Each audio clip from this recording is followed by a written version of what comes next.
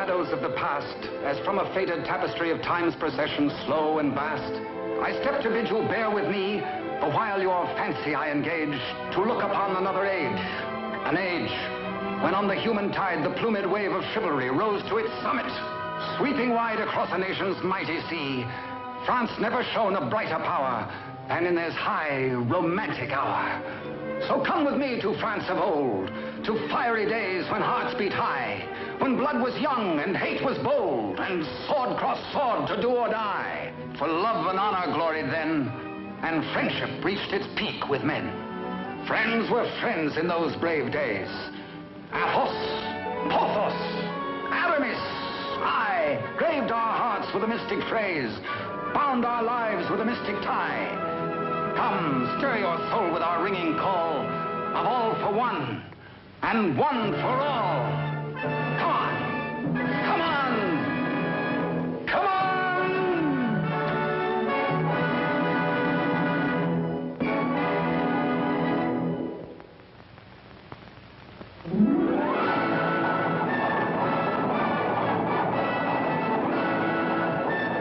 It is Paris on the 15th day of September in the year of our Lord 1638. Public excitement runs high. The populace enjoy a general holiday. Impatiently, they wait for the news of an heir to the throne of France.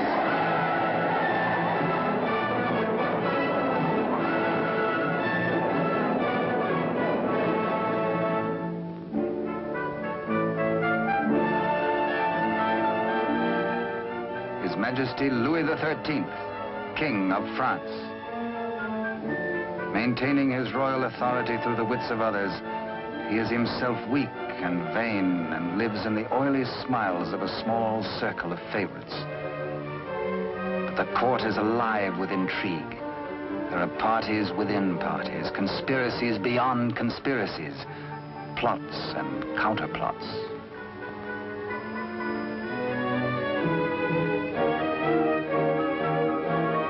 His Eminence Monseigneur the Cardinal, Duc de Richelieu. He is the greatest statesman of the day and manipulates the strings which guide the king. His is the real power, subtle, cunning, and often ruthless. Still, no one questions his devotion to the glorious kingdom of France.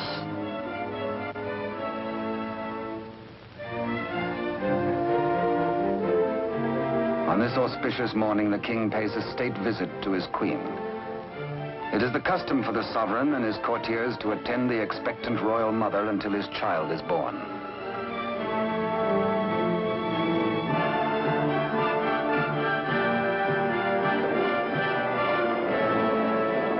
D'Artagnan, of the king's musketeers. Relieved of his duties at court for the day, he hurries to the home of his sweetheart, Constance Bonacieux. Constance is seamstress to the queen and is expected at the palace, so she cannot tarry long.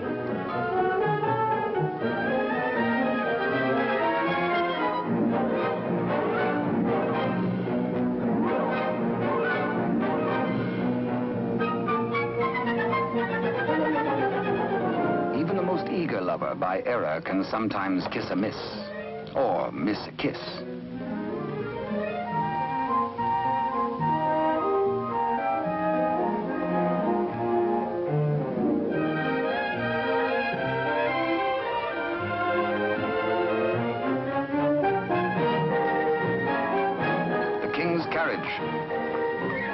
It arrives for Constance.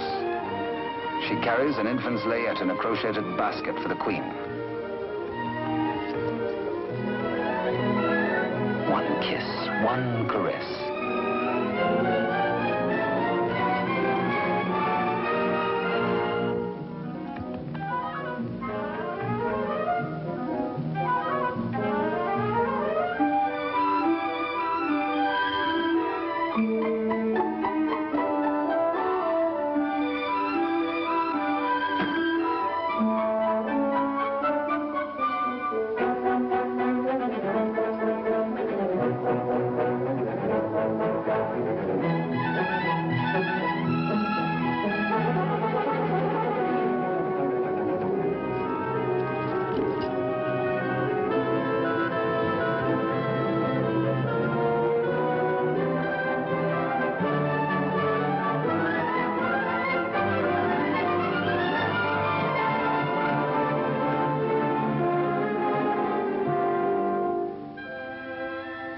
A kiss truly is a delicate plant requiring privacy to grow into a tender blossom, the dream of all lovers.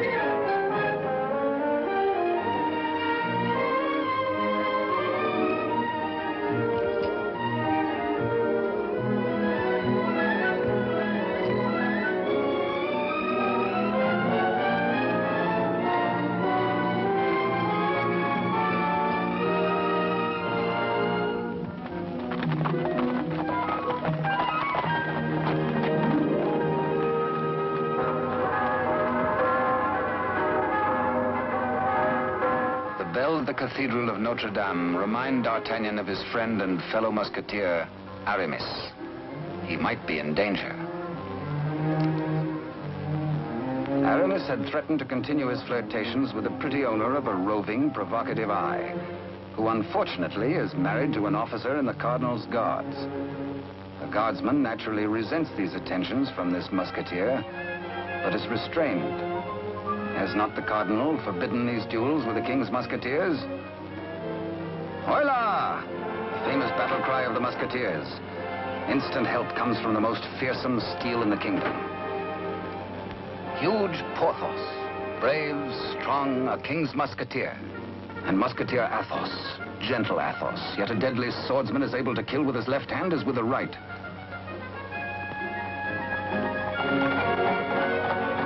D'Artagnan! The battle is forming. The Cardinal's Guards. This is no private fight then, eh? The Musketeers against the Cardinal's Guard. It started before D'Artagnan was born. And what are the odds? 1, 2, 3, 4, 5, 6, 10 guards to 4, 5 to 2, 2.5 to 1? Too simple. Draw your skewer, Monsieur Half Guardsman. Let's measure half a point. On guard! Come, where's your challenge now? Where's your steel? What's your fear? The law? Does the Cardinal still ban a friendly fight with a musketeer or two?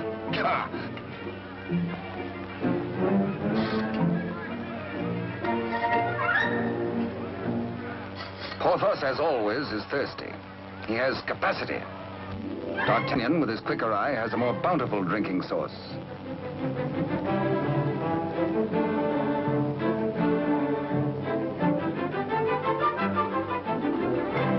Porthos can put out a hand and pick up the pot he's slavers for. Why waste energy walking?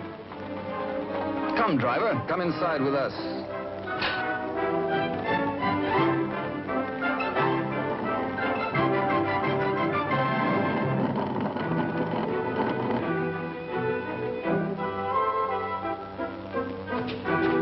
The old driver swears his wagon is damaged. His master will skin him. His horse is loose. He has a terrible wife. He has trouble. Everybody is mean to him. He has to be mean, too.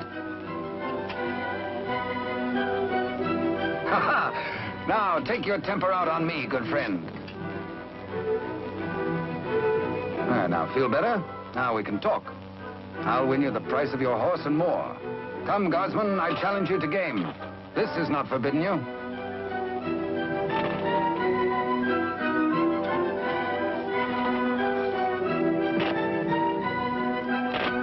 The dice are kind. Here's 20 times your price.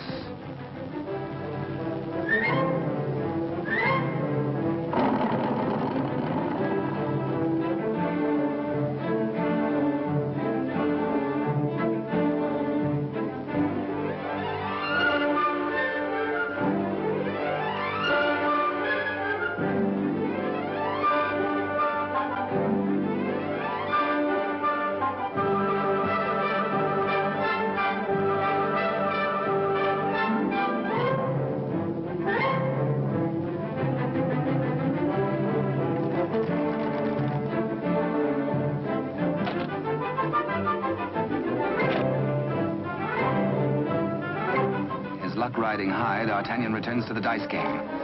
Laughing and playing a while longer, he wins hands down from a fat-headed guardsman while waiting for the late evening rendezvous with Constance.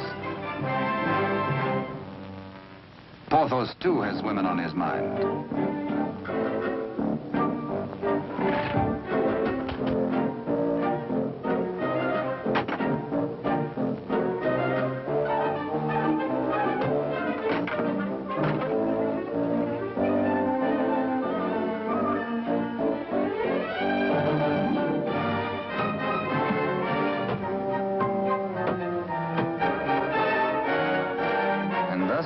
The only battle the Musketeers ever lost in fair fight. Of course, it has to be with the fair sex.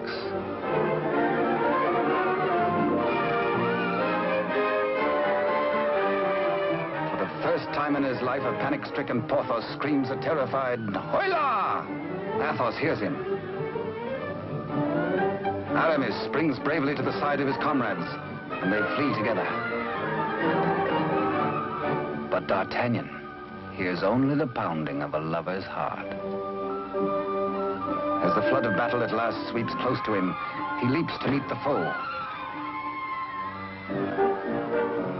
and draws his swords. He will fight, yes? No, yes, no, he won't. Here, indeed, discretion is the better part of valor. Caught between the she-devils and the deep blue sea, they choose the water.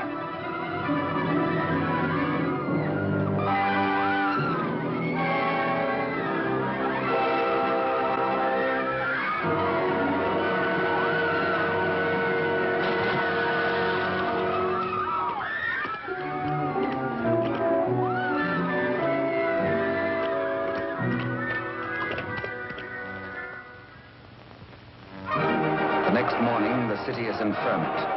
The pressure beyond the gates is so great that the people are admitted to the courtyard.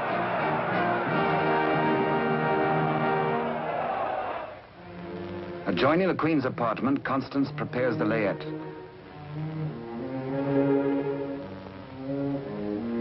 She is informed by Father Joseph, the Cardinal's trusted henchman, of the imminence of the royal birth.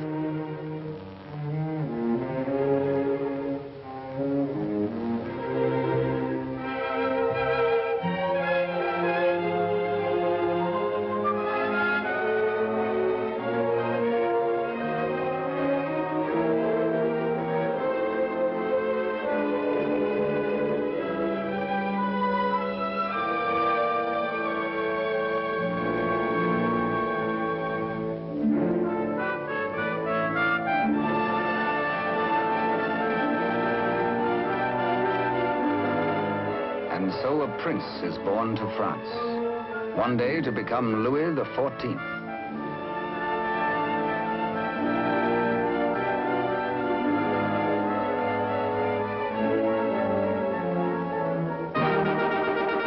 By ancient custom, his royal father presents him to the people.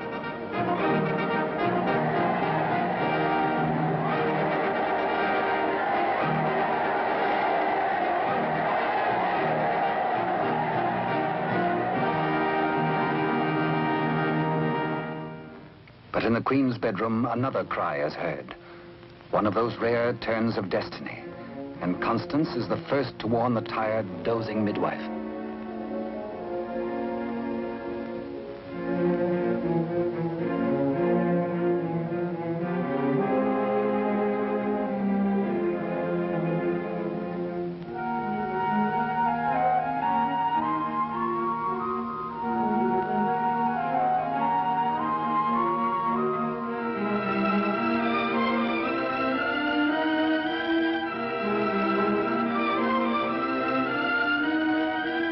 Father Joseph grasps the vast consequences of this extraordinary event.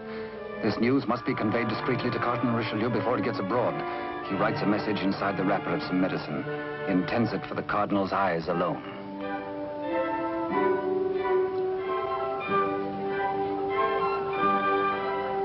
Your medicine, Your Eminence.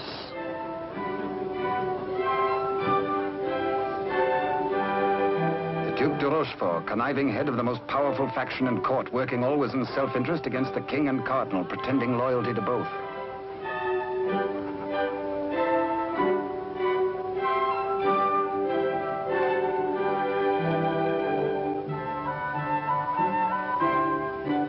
necessity for caution on the part of Father Joseph is indeed well-founded. De Rochefort, having many times seen messages thus taken to His Eminence, becomes inquisitive. He resolves by a simple trick to learn the secret passed to the Cardinal. A substitution of scraps of paper.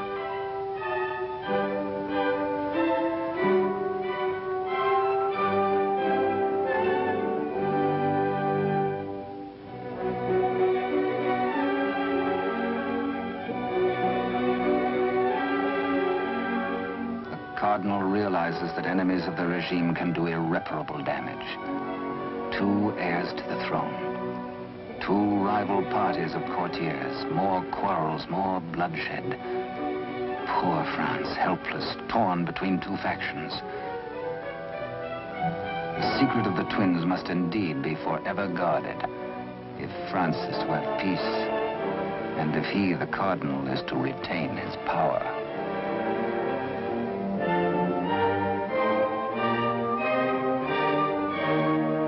Pretender, this. A true prince.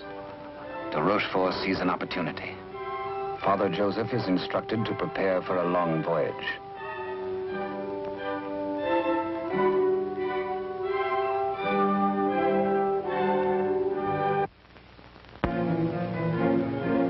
The Cardinal has a plan. He sends a page to summon de Rochefort.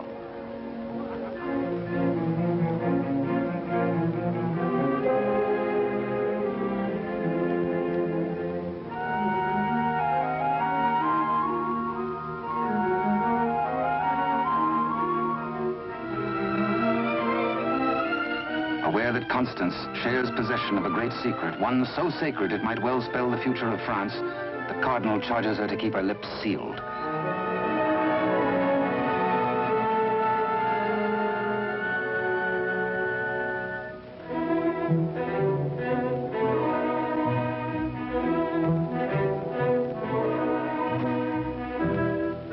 Richelieu entrusts the wily de Rochefort with Constance's safety.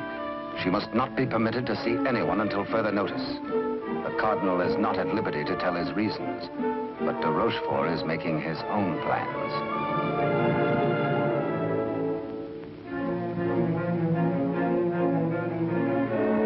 In accordance with the Cardinal's command, Father Joseph, accompanied by the midwife, secretly takes the twin away to the Spanish border.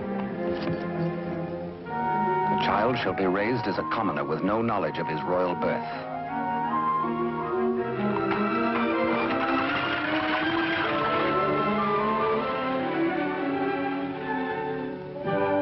Meanwhile, in the great ballroom, the king holds a reception in honor of his firstborn.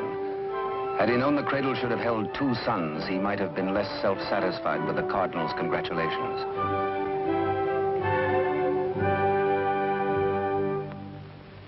To the notorious Milady de Winter, de Rochefort comes to reveal this chance of fate. The future of France may be in their hands. He tells her he will turn Constance over to her. She is to escort Constance to the convent of Saint-Gamel. There, force her to tell the whole of the Cardinal's secret and plans. He will play one against the other, Cardinal against King, for his own ambition.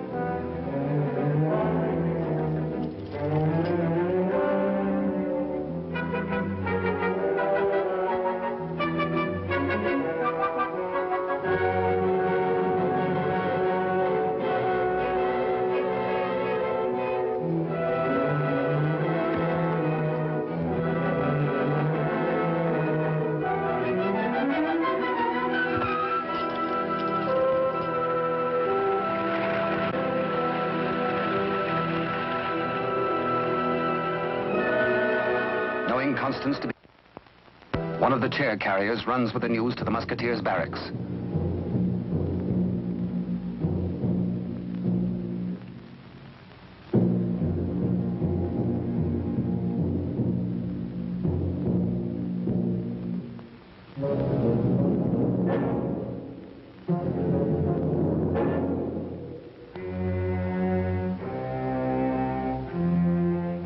D'Artagnan, wake up! Constance taken by force, by de Rochefort.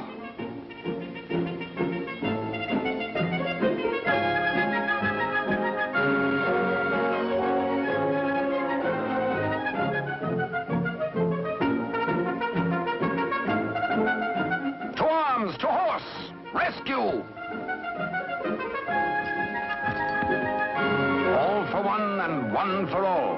And hang the tack.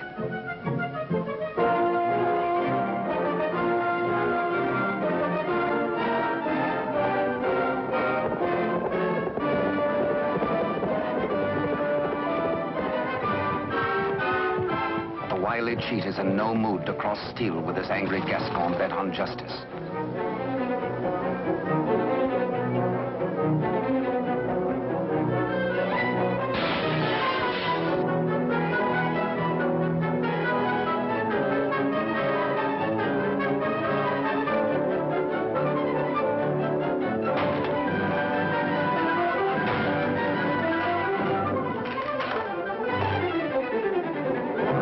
Thugs are powerless to help.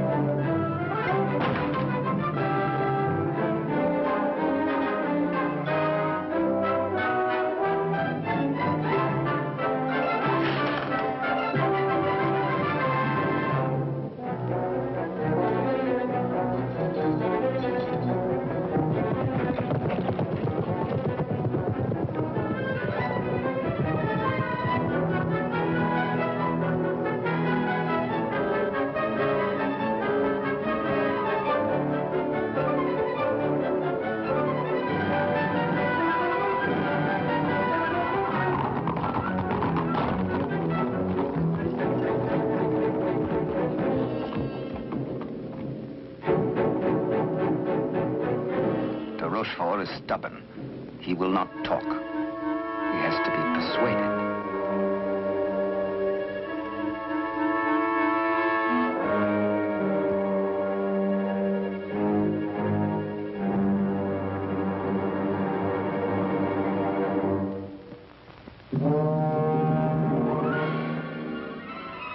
Probe goes on. Where is she? Where is Constance?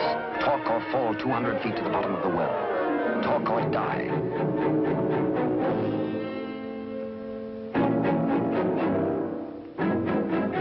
The Cardinal's guard look on, afraid to act. A strand at a time, steel cuts through him. 3 strands of it, and now but 2.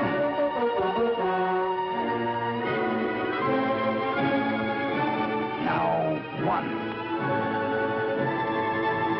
De Rochefort breaks. The convent of Saint-Guerel.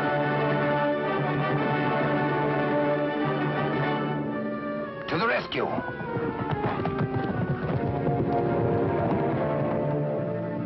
A stableman granted audience with the Cardinal tells of de Rochefort's trickery and capture and of Constance's abduction by Milady de Winter.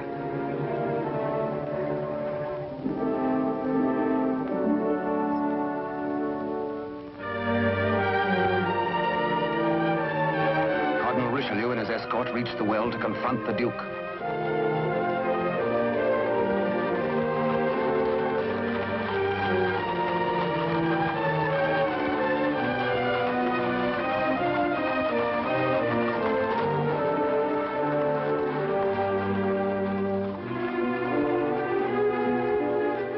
Accused, exposed, a nervous, bedraggled penitent, he confesses that he has indeed played traitor. His Eminence breaks de Rochefort, stripping him of his authority and titles, banished from both court and country forever.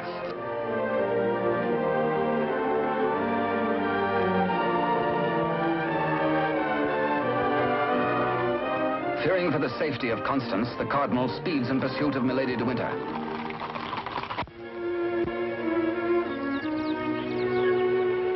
Before dawn the next morning, the convent of Saint-Guerel.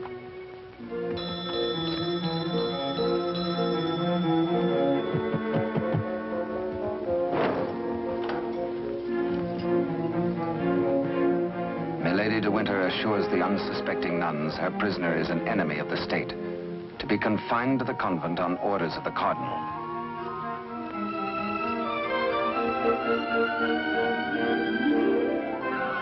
The banished de Rochefort, smarting under his humiliations, lingers in Paris. All is not lost. He uses the last of his wealth in a desperate gamble and buys the services of ruffians.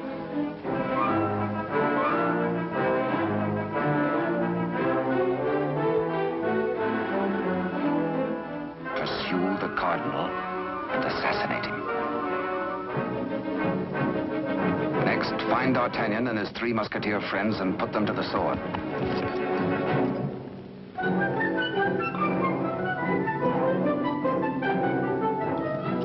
The Rochefort still dreams of himself in terms of the most powerful man in France. The path to power is open if Milady de Winter secures the secret from Constance.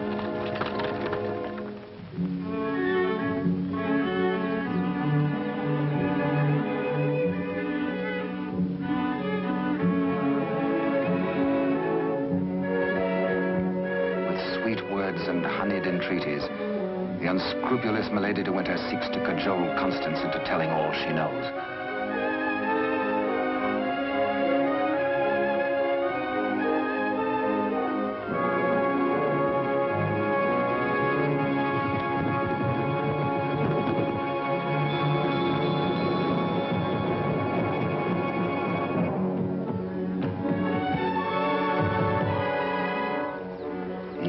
Constance Bonacieux is not here, but he hears her voice.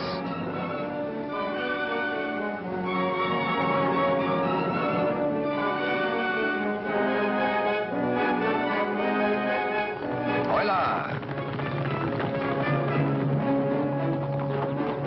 One for all and all for one.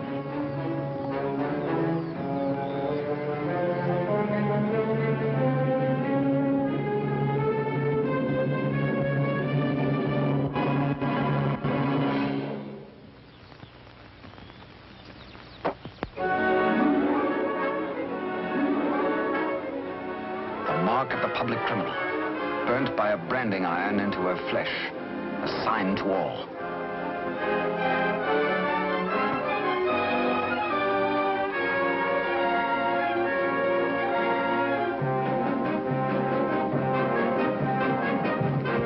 Exposed to Constance as a criminal, Milady de Winter is desperate. If caught thus in a second act of crime by the laws of France, Milady must face public execution.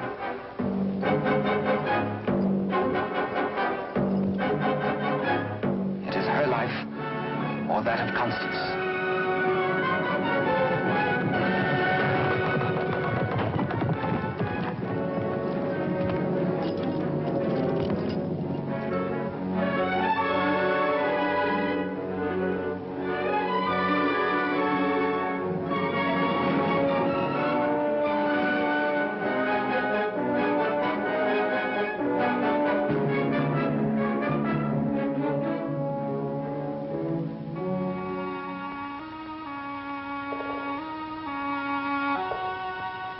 D'Artagnan hears Constance whisper that she loves him above all men.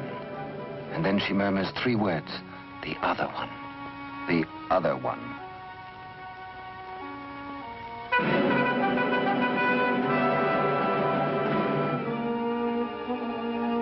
D'Artagnan strains to hear the faint pulse of her words, but Constance dies. The Musketeers take Milady de Winter to her punishment.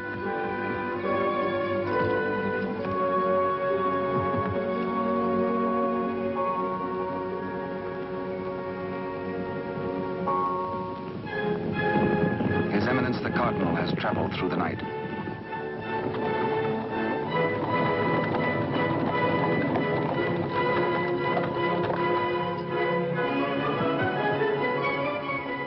He hears the dreadful news from the Mother Superior.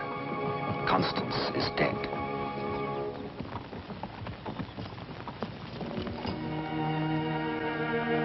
Faithful, loyal Constance.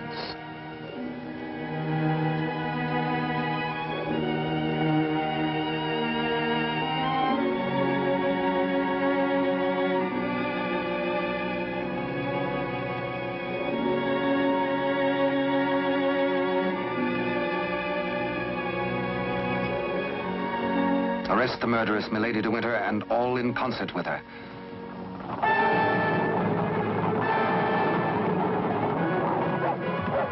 The three musketeers, Athos, Porthos, and Aramis, enraged, take the law into their own hands and deliver the murderess to the public executioner and order her death.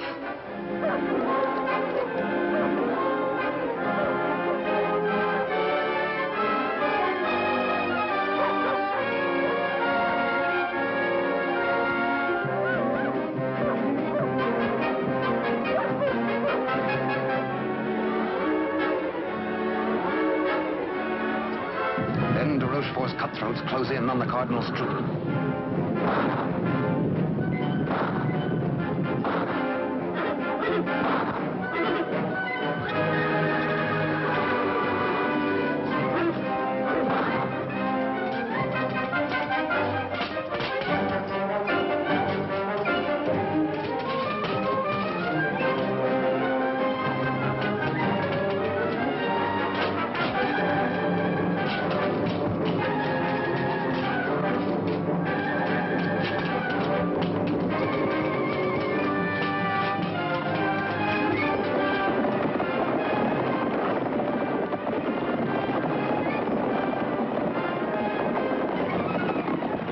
Some distance away, the musketeers are captured by their deadliest rivals. The Cardinal's guard formally arrest the musketeers for continuing to take the law into their own hands. Disarmed, the musketeers are set against the wall for execution.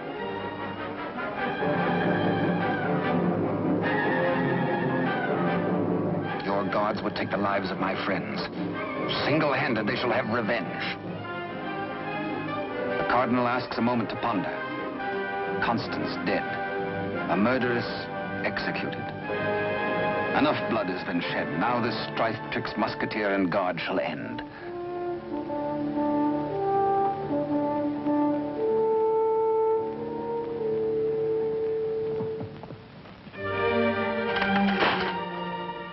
D'Artagnan's plea saves his friends, but there's to be a harsh penalty. Richelieu's plan concerns the state, and these continuing disputes between his guard and the king's musketeers. The four musketeers must separate, never to come together again on pain of death.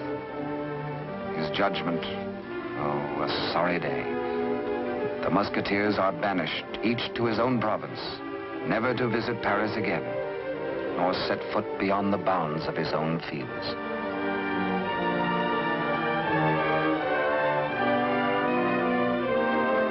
As for you, D'Artagnan, a splendid soldier, reliable, devoted too. You henceforth shall be bodyguard of the future king, beloved of France, the nation's one. At one fell swoop, all strife is done. The musketeers prepare for their banishment. Godspeed, farewell.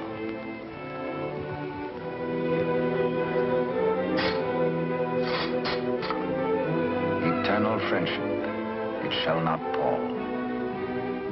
All for one, and one for all.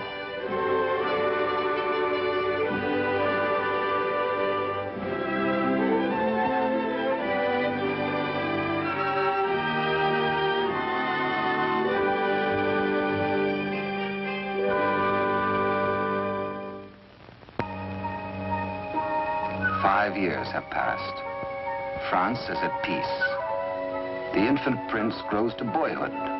Cardinal Richelieu, driven hard by the responsibilities of high office, lives in semi-retirement. And a royal father educates his son in courtly etiquette.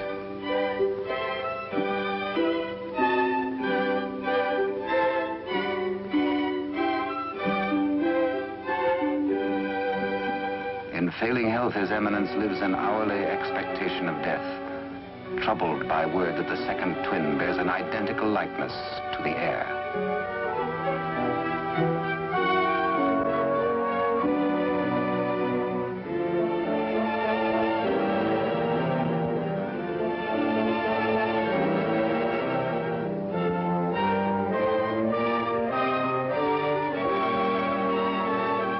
Dangers inherent are obvious and weigh heavily on the Cardinal's mind.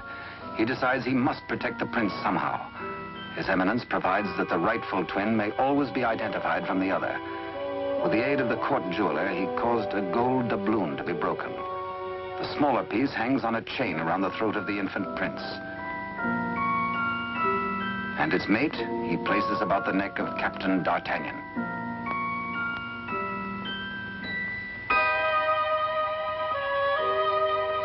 And so, by joining the pieces, the true heir to the throne of France and the prince's first guardian are known to one another for all time. He starts to say, I hold a secret, but the chill hand is upon him. The life spring ebbs, and the great voice is silenced.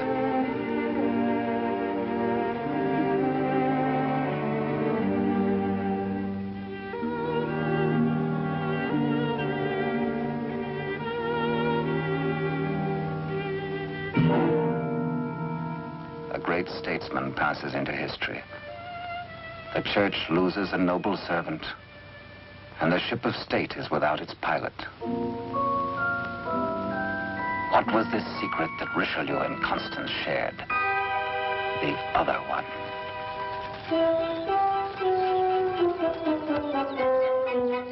Across the Spanish border, the prince's twin brother is reared by servants of the late cardinal. The banished de Rochefort, living nearby, holds the twin under his very eye. He bides his time. He has only to wait patiently for the proper day.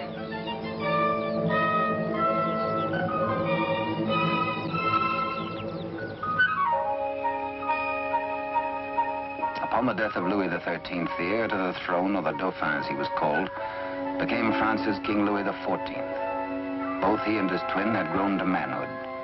The brothers are alike as two peas in a pod.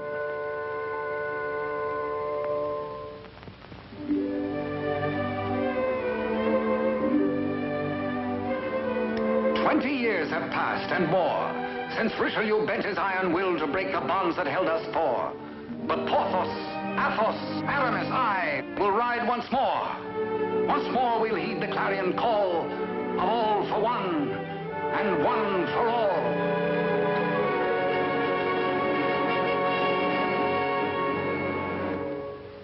During the years, de Rochefort's connivings have brought the exiled twin under his control. Secretly, they have returned to Paris. De Rochefort has lavished upon the usurper the trappings of royalty, teaching him to copy even the handwriting of his brother, the king.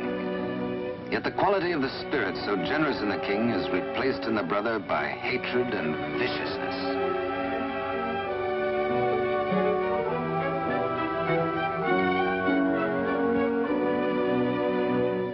The king's valet, a de Rochefort spy, brings long-awaited news. Within the week, an older D'Artagnan, after a lifetime of loyal service, will retire and leave the court. The young king will be without a bodyguard. Every detail of their plan has gone over. The map, the sentries to overpower, the secret approach to the royal apartment, the signals.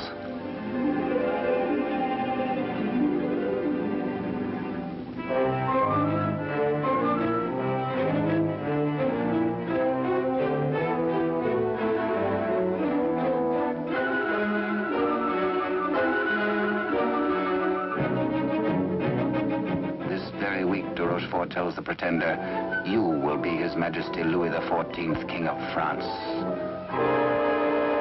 Louis XIV, King of France, spends D'Artagnan's last day in fun and gaiety. The king has applied himself to an education in horsemanship, sportsmanship, and swordsmanship. No two men were ever closer, except they were father and son.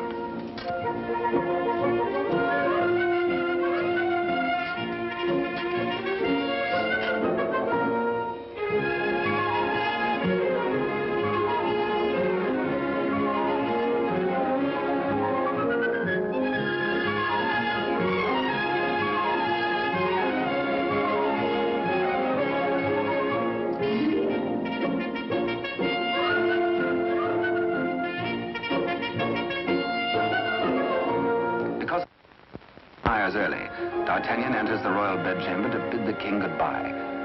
Tonight he feels happy. His service is done. His king is secure. The state is safe. But by some odd premonition, the coins are matched on this final night of parting.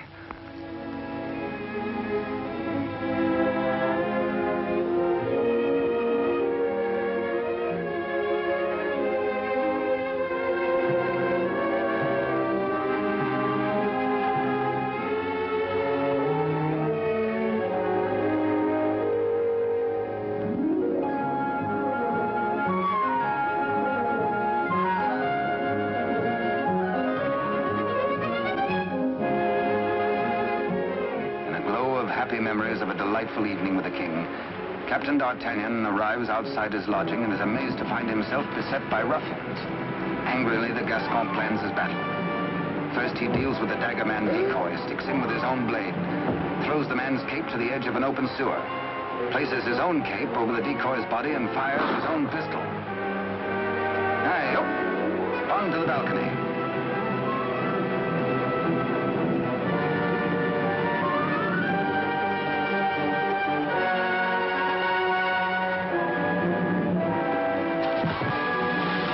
There, they believe, goes D'Artagnan.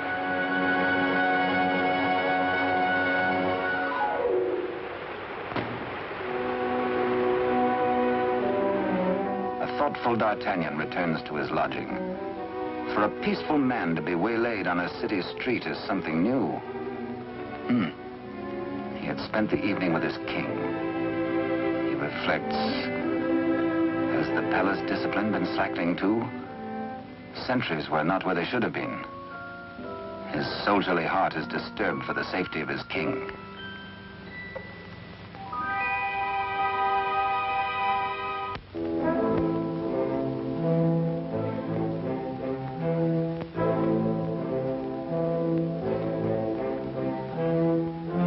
Rochefort's plan is working without a hitch. Sentries at the outer gate have been overpowered. Entry is forced into the inner quadrangle. The palace is entered through a servant's postern leading to long-forgotten cellars. Success. No sound, no word, no warning.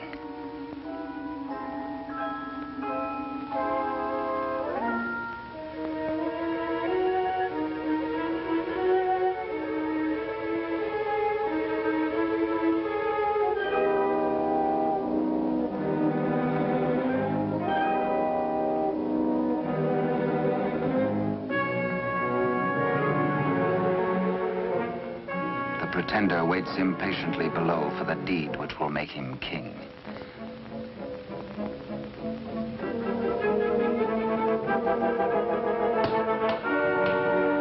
In the anteroom to the king's bedchamber, de Rochefort's maggot awaits his master's signal, ready for the final treachery.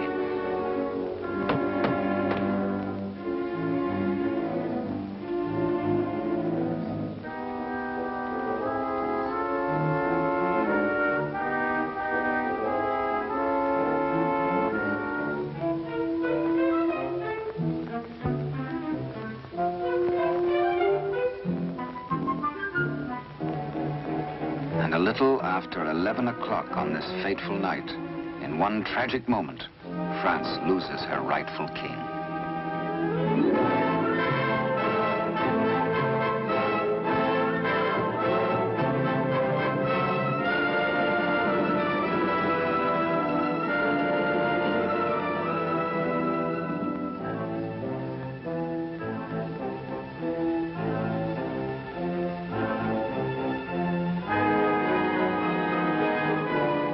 Bewildered, uncertain if he dreams or not, King Louis XIV, surrounded by strangers, looks unbelievingly at a venomously mirrored likeness of himself.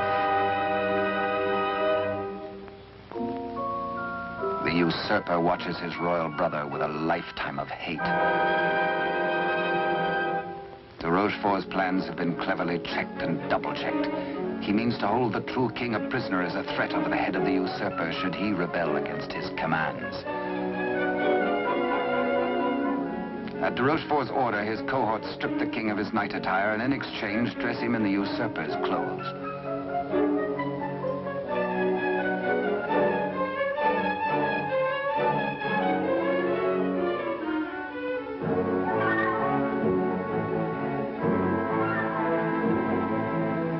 Into the palace cellars, a messenger reports breathlessly. D'Artagnan is dead. His body thrown in the river. Complete triumph at last.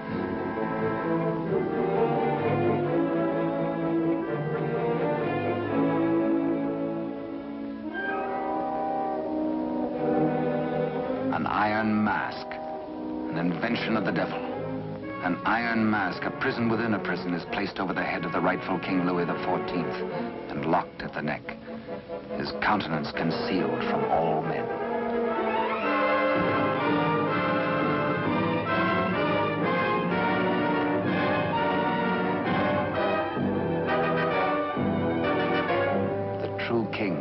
led away.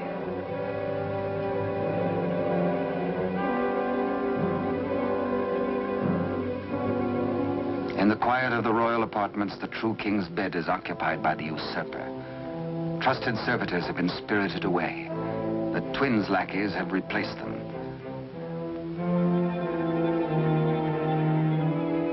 De Rochefort's plan is complete. Poor France. Ruled by a youth driven near to lunacy by a solitary childhood, by de Rochefort's lies, by his own poisoned dreams.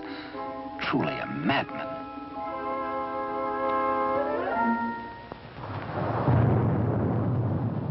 Suffering in human life is proportioned to human strength. When the young king, stupefied and crushed, found himself led a prisoner to a cell in the Chateau Sainte Marguerite in the south of France, he fancied at first that death is like sleep and has its dreams. He believed himself to be a spectator, a palpable phantom of his own suffering. A torture the more terrible since it might be eternal. Eternal death. How can I have died?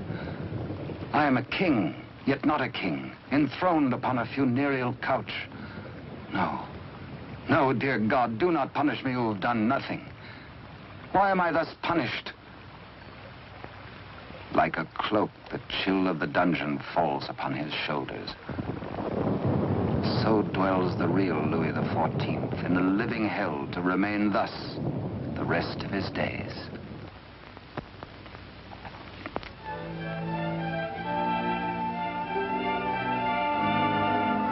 The Queen Mother, always restricted, prevented from seeing her son, determines finally to pay him a visit.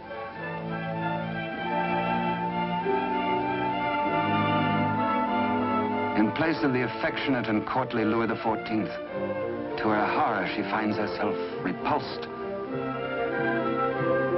Doubts, again doubts. What strange malady besets my son? She thinks again of the other one. De Rochefort hurries to the king's apartment, fearful that a mother's heart has sensed the truth. In pretense of humility, he asks the Queen Mother to leave. Affairs of state.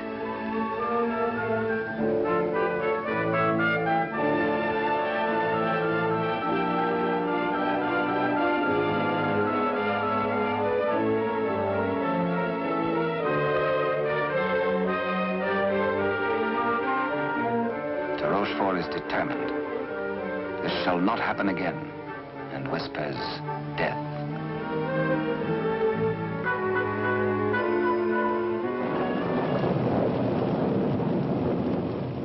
Day by day, night upon night, the prisoner prays for some way to get word to D'Artagnan. A heaven-sent fisherman hoves to.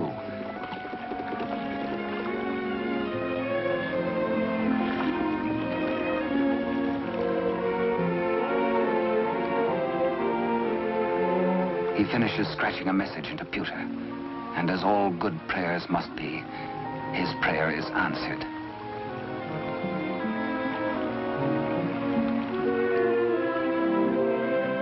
Millet and mackerel are running, and then a catch, apparently from heaven.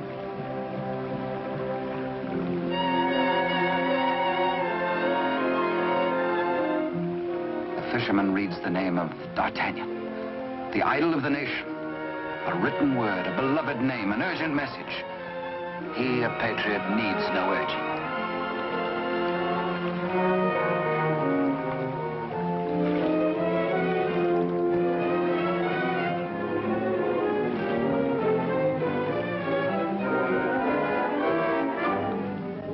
Paris goes about its daily affairs, unaware that its rightful king languishes in prison, and the Queen Mother herself faces death as the humble fisherman hastens to D'Artagnan's home.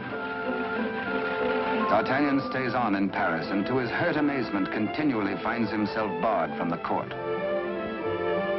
Day by day, week by week, audience with the king has been refused him. The fisherman blurts his weird news. A story hard to believe. A lonely castle which D'Artagnan knows like the palm of his hand. A prisoner in an iron mask behind its bars. But the signature, An etching of a coin that fits his own exactly.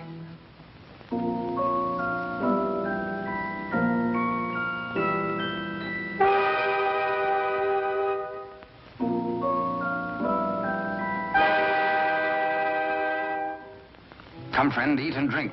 There is business at last for me at the palace.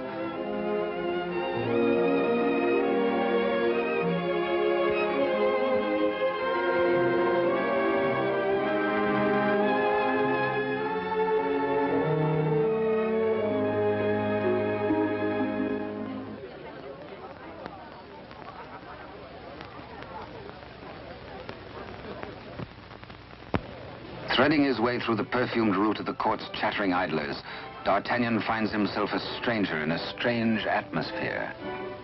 And there is reason, he thinks, for this curious tension. De Rochefort and the king. This cannot be the boy I helped nurture into manhood.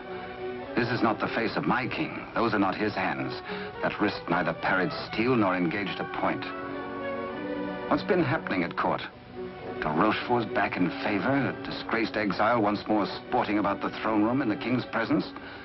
D'Artagnan is amazed and shocked. But a further shock is in store. A chain and coin is passed to de Rochefort. If he can believe his eyes, in all the years he served the king, they never left his royal person.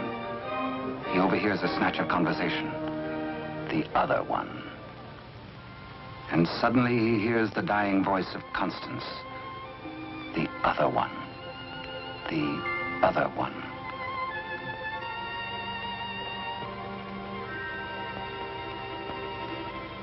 What did she mean? A message signed by the royal coin.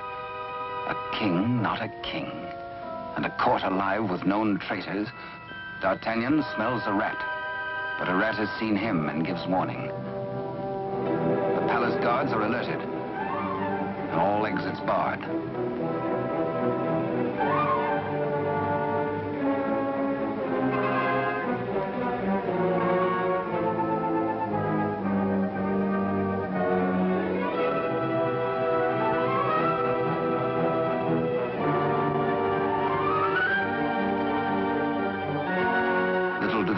With a resourceful old musketeer.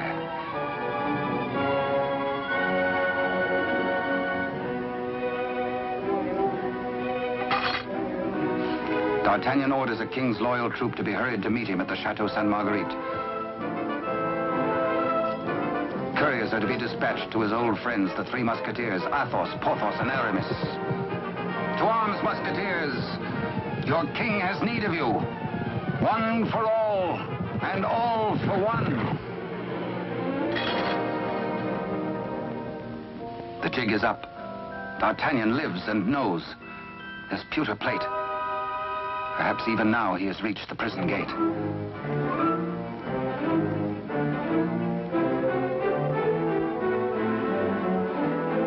De Rochefort cannot believe his future lies in a common plate.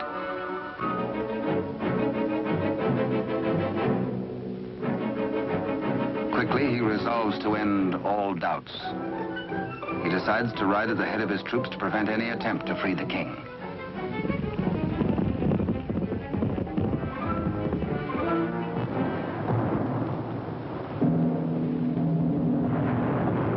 The puzzled D'Artagnan has reached the Chateau Sainte Marguerite, certain that his comrades will join him. Under cover of the raging storm, he rose to the grotto beneath the castle. Many a time as a young officer, he had patrolled this grotto passage. It led, he knew, to the arsenal. Beyond that, the armory. Then the main hall and staircase to the tower itself. Up there is the man in the iron mask, the writer of the message.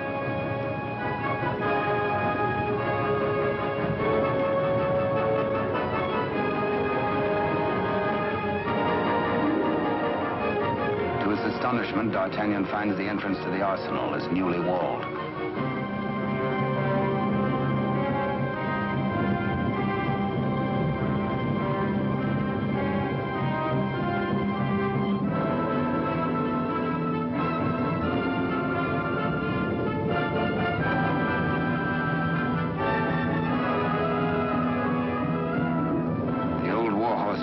to hazard it alone if necessary.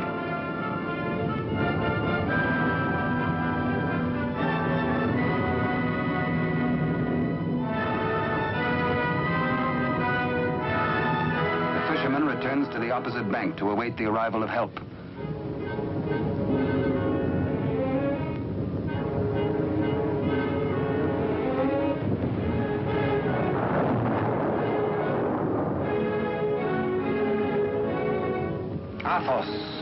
A few years older, a little more grizzled, the same brave companion as of old, ready and willing for any gambit.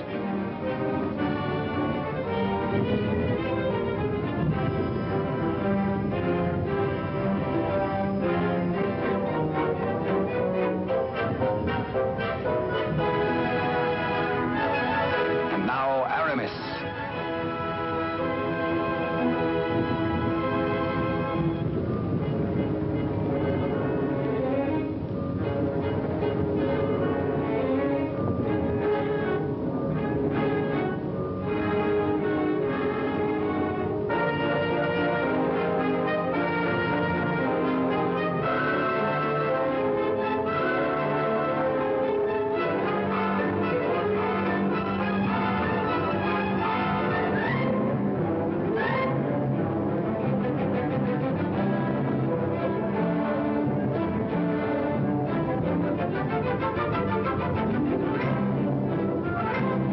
Two of the valiant comrades have arrived. No time to wait for old Porthos, no time for explanations. There's a job to be done. Forward!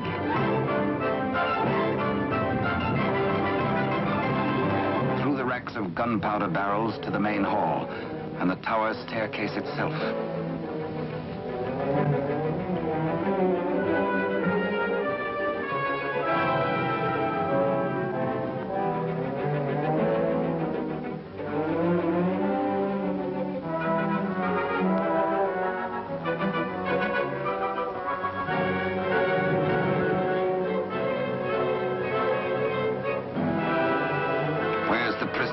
Before your gullet tastes this edge, you bloated villain.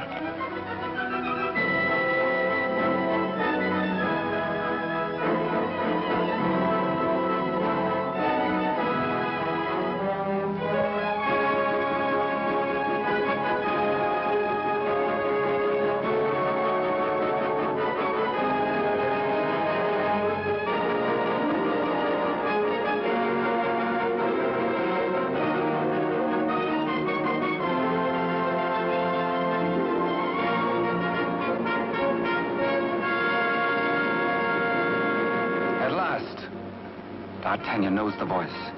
It is his true and rightful king, Louis XIV, King of France. The castle guards.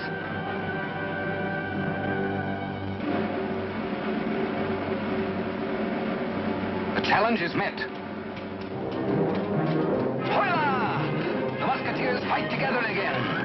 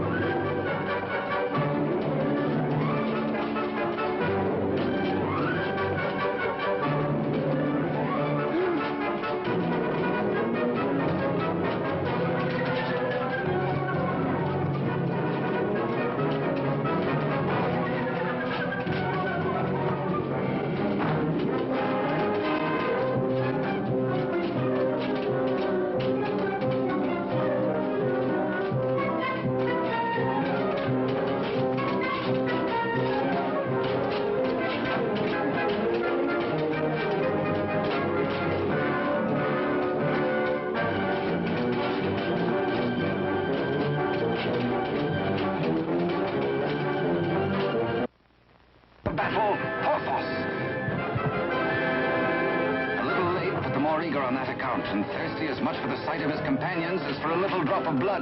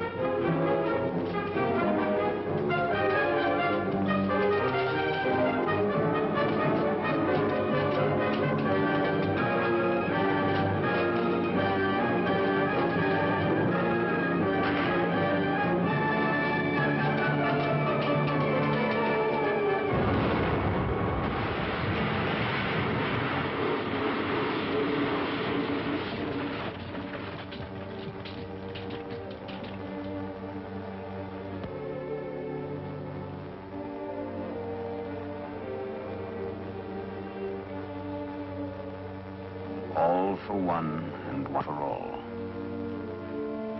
Be certain, cherished friends, that I shall wait for you.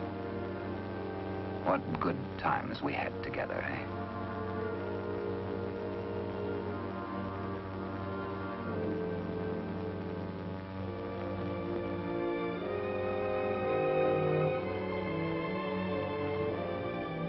Good Porthos, farewell.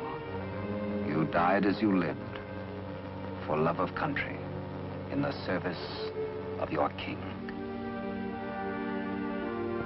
The fisherman gives warning of the approach of enemies.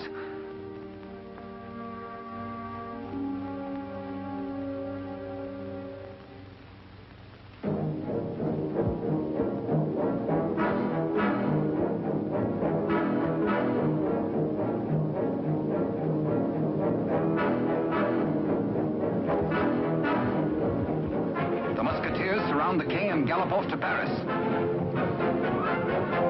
De Rochefort rides hard in a last effort to keep his house from crumbling.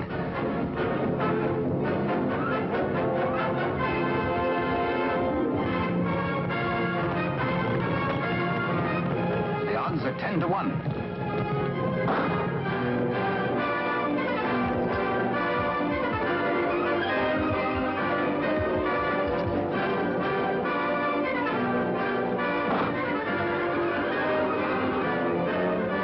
Majesty. On to Paris. Farewell, gallant Aramis. A traitor's bullet struck you down. Meanwhile, Athos crosses swords with de Rochefort.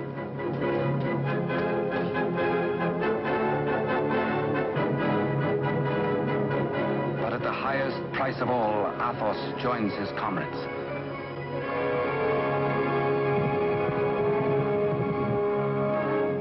Without knowing his own peril, the half-wit, half-king entertains his royal mother at a palace luncheon.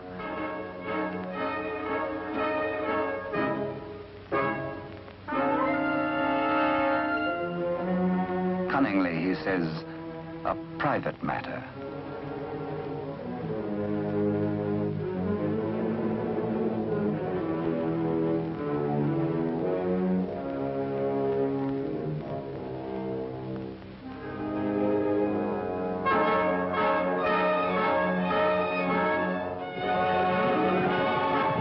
Troops from the palace, friends or foe?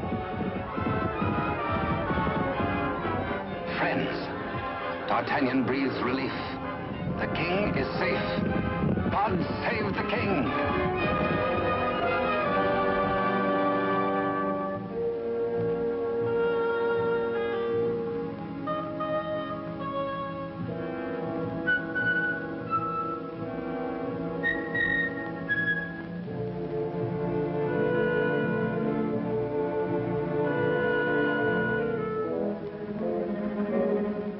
Queen Mother suspects this attempt on her life.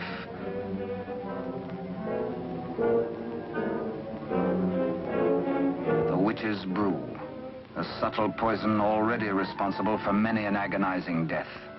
Raise your glass, madam. drink to your king, to your country, and its illustrious people. Come, I give you France.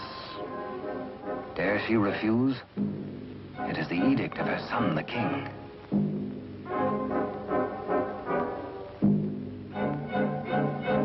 The toast, but a warning cry.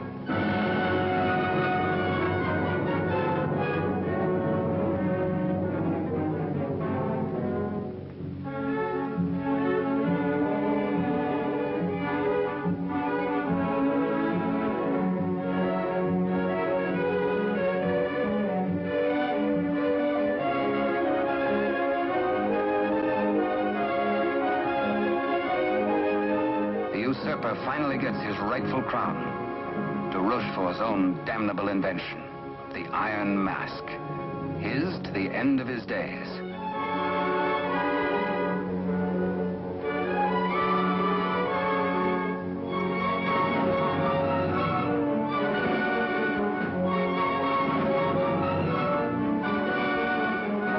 As D'Artagnan pours away the poisoned wine, the usurper takes swift, bitter revenge.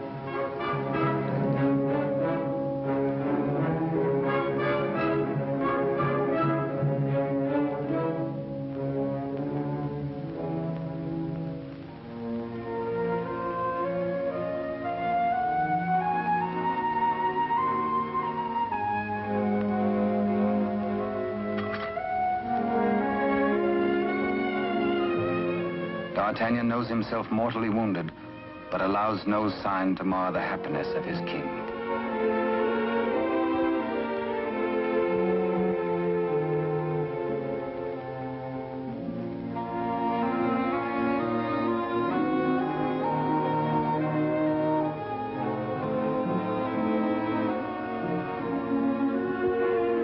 Blood, the weapon of the murderer, with crimson evidence on the blade.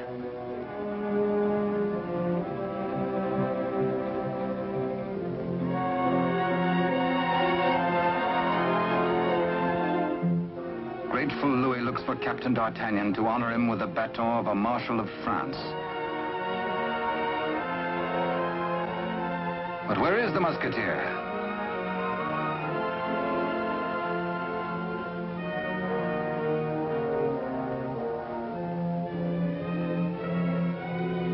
The court resounds with the king's commands and his cry to find his friend and mentor.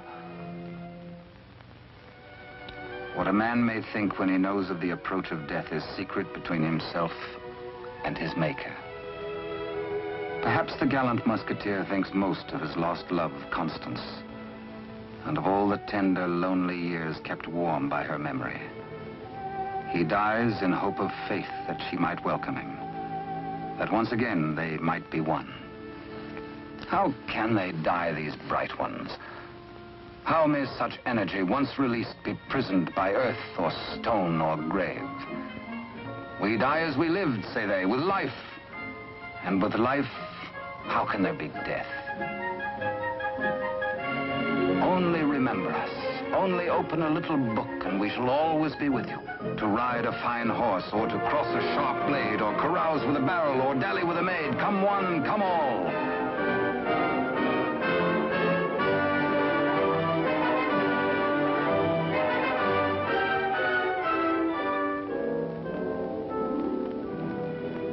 And so passed a brave and glorious man, in honor.